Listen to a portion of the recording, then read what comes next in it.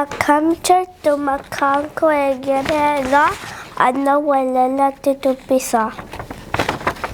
Galata kee jala yaa Waaqa galata kee haadhaaf abbaa koorraa situ naa kennite.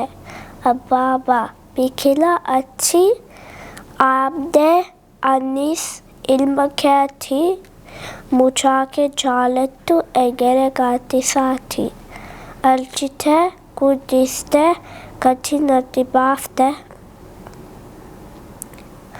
Anaan hafuufuuf kaayyoon ati eegalte.